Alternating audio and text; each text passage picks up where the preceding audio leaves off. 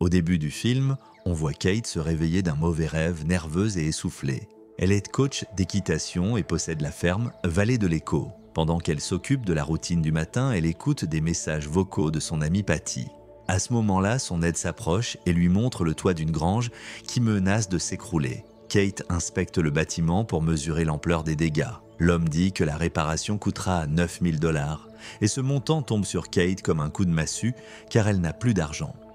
Kate passe chez son ex-mari Richard, qui s'est remarié et a eu un bébé, et malgré le divorce, il l'aide encore à faire vivre la ferme. Elle lui raconte ses soucis, et Richard remarque que voilà 6 mois que Kate repousse les leçons d'équitation avec les clientes. Il dit compatir pour Patty, mais qu'il ne peut plus injecter d'argent dans une affaire déficitaire. Il propose même de vendre la ferme si elle n'y arrive plus. Pourtant, pris de pitié, il finit par lui faire un chèque. Kate demande des nouvelles de Claire. Leur fille devenue dépendante à des substances interdites.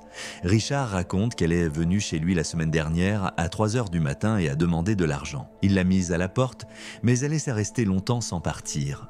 Richard reproche à Kate d'être trop douce, de se laisser amadouer par les belles paroles de leur fille et de lui donner de l'argent. Pourtant, lors du divorce, ils avaient convenu de ne pas financer la dépendance de Claire et de ne pas y céder. Kate tente de se justifier, mais on voit clairement que la culpabilité la ronge. La conversation tendue se termine et Kate repart chez elle. Kate s'affaire à la ferme lorsqu'elle aperçoit l'arrivée de Claire. La femme avoue qu'elle a terriblement manqué à sa fille et celle-ci le lui rend bien. La jeune fille parle de ses étranges amis et de son copain qui a jeté son nouveau téléphone à la mer. En représailles, elle a balancé ses affaires du pont. Ensuite, Claire confie qu'elle compte le quitter mais qu'elle a besoin d'un nouveau téléphone avant cela. Elle demande à Kate de l'accompagner en magasin et sa mère accepte aussitôt. En voiture, Claire jure qu'elle ne consomme plus de substances. Cela réjouit énormément la mère qui lui permet de monter à cheval. Claire propose d'aller demain au lac. Dans son enfance, elle croyait qu'un fantôme vivait dans l'eau. Soudain, on frappe à la porte. C'est le petit ami de Claire, Ryan. Il est furieux car Claire a volé ses affaires, y compris un sac contenant un demi-kilo de substances illégales. Ryan dit qu'il a informé son patron, Jackie, que c'est elle qui les a prises. La jeune femme le supplie de ne pas révéler son adresse, puis elle s'en va. La nuit, Kate retrouve sa fille endormie dans les toilettes. Avec peine, elle la porte jusqu'au lit.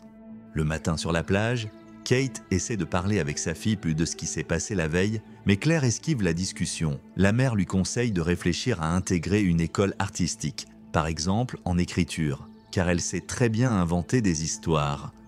Cependant, Claire estime qu'elle n'y arrivera pas. Et voici que Jackie apparaît amené par Ryan. L'homme exige qu'elle rende la marchandise et commence à frapper la jeune femme.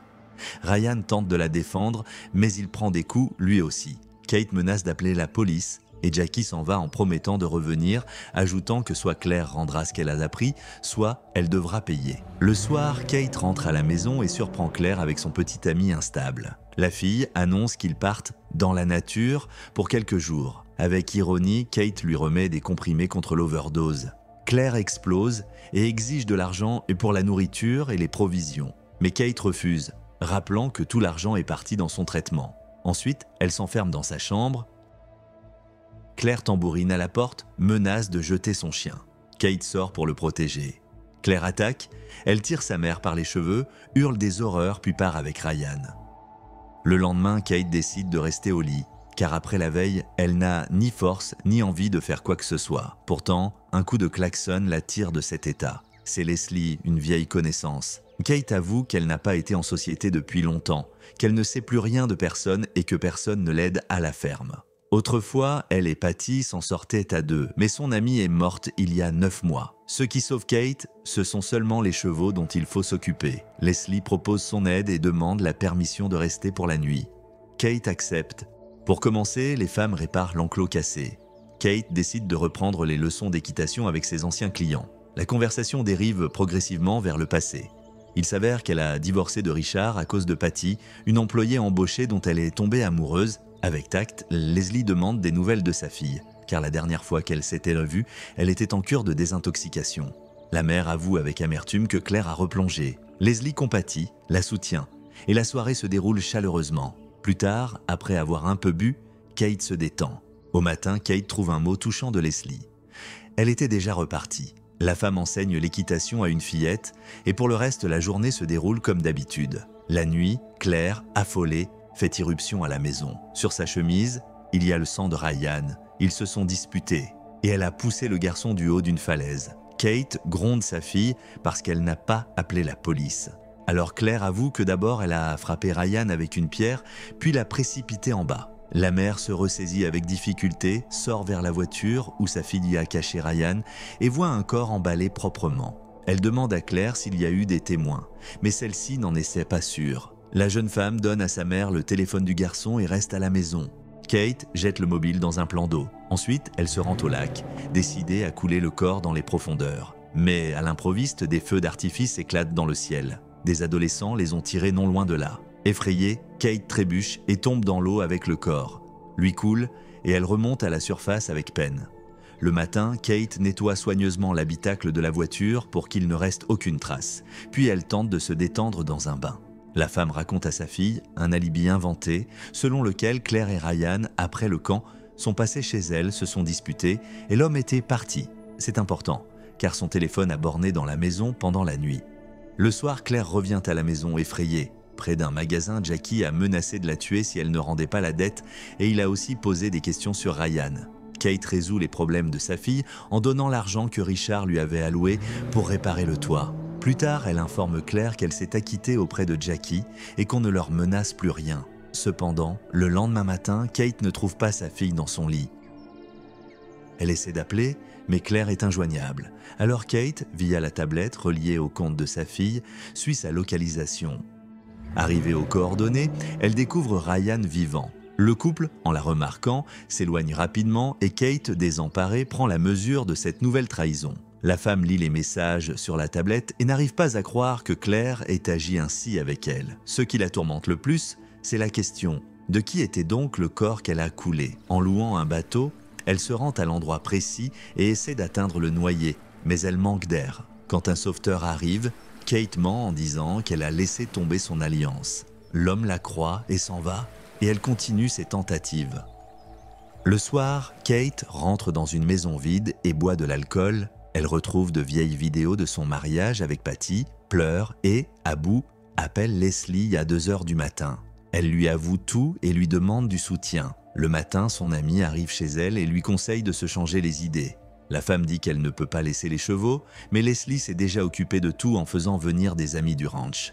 Les femmes s'en vont pour 2 jours chez une connaissance commune. Là, Kate partage ses angoisses, écoute les potins et se réchauffe un peu le cœur.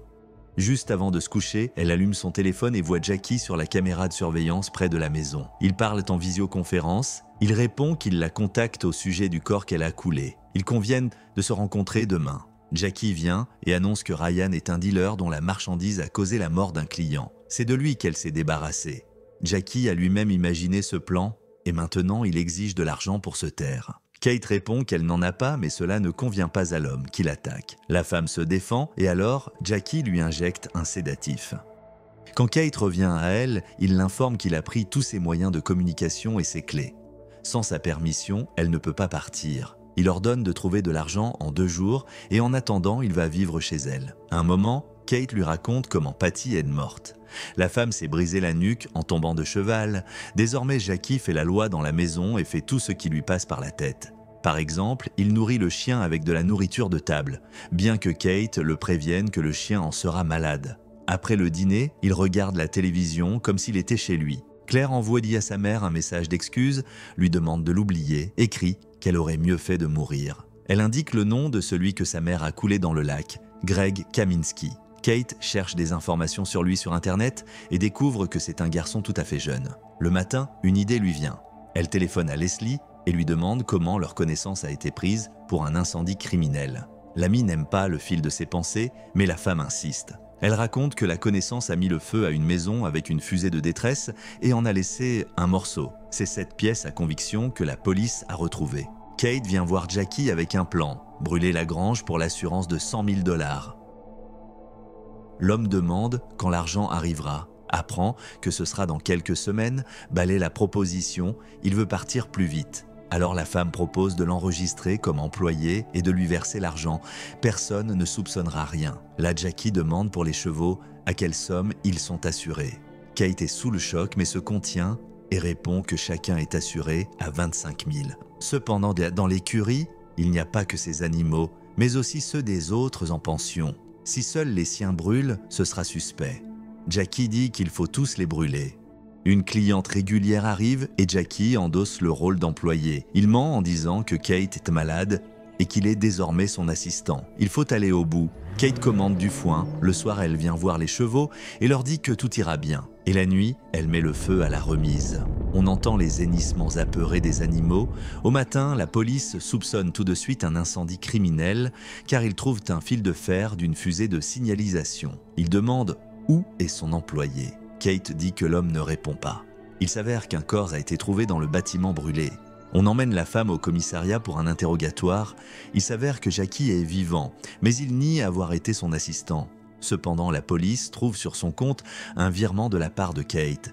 La cliente confirme qu'elle l'a vu hier. Et Kate ajoute qu'avec Jackie venait parfois Greg Kaminski. C'est son corps qui a brûlé. Kate et Leslie ont sorti le garçon du lac, l'ont déposé dans la grange, ont laissé le fil pour rejeter la faute sur Jackie et ont eu le temps de faire sortir les chevaux. L'homme est envoyé en prison et Kate, de son côté, reconstruit la ferme avec enthousiasme. Elle retrouve à nouveau un sens à sa vie. Mais une nuit, Claire, en larmes, revient chez elle. C'est à ce moment que le film s'achève. Merci à tous d'avoir regardé cette vidéo jusqu'au bout. Mettez un like à cette vidéo, écrivez dans les commentaires ce que vous pensez de ce film et à très bientôt dans de nouvelles vidéos.